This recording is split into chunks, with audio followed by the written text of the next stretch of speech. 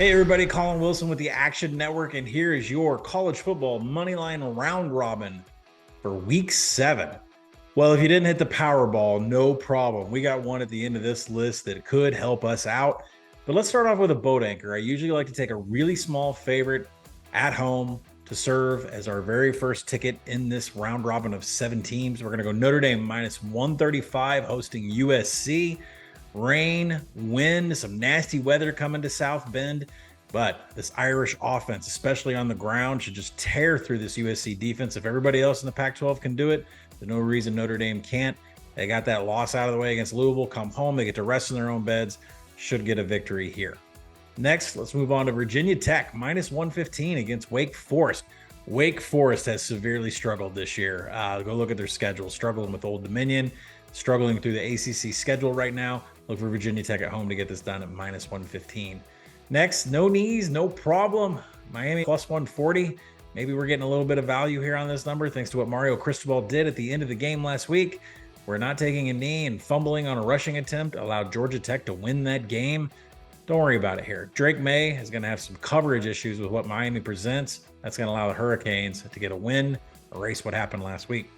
UCLA plus 150 against Oregon State. Oregon State's just allowing way too many explosives here. Look for Dante Moore to elevate his game against a coverage scheme that Oregon State runs that doesn't give Moore any kind of problems whatsoever. So look for UCLA to get it done here against the Beavers. Next, Northern Illinois plus 200 in the MAC. Yeah, let's go ahead and back them here, even against a team like Ohio. I know Ohio is really good, but Northern Illinois is pretty stout at home. Plus, MAC home teams are absolutely rolling. Unless your name is Akron, MAC teams are rolling right now at home. Let's go ahead and back the Huskies. Next, Pitt plus 250. Wild, right? Because I love Louisville all this season, but this is a horrible spot.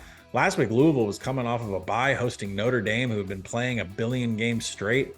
Well, they got that win, and now they have to go on the road to face a Pitt team who is coming off a bye and is at home. Look for Narduzzi to pull a Narduzzi and get the victory here in a place that he shouldn't. Pitt plus 250. And finally, yeah, this is a big one. Let's do Purdue. Plus 800, 8-1 ticket to beat Ohio State. What are you talking about? Listen, Ohio State is tripping up somewhere on the schedule. I don't know if it's happening now before they play Penn State, or if it's happening in 3 weeks after they play Penn State, Wisconsin, they roll in to play Rutgers. But Ohio State has not shown anything at this point for us to have confidence in them. They takes way too long in games to get it going. Someone's going to jump up and nab them. And who doesn't love a bet on the spoiler makers? There's definitely some history here. All right.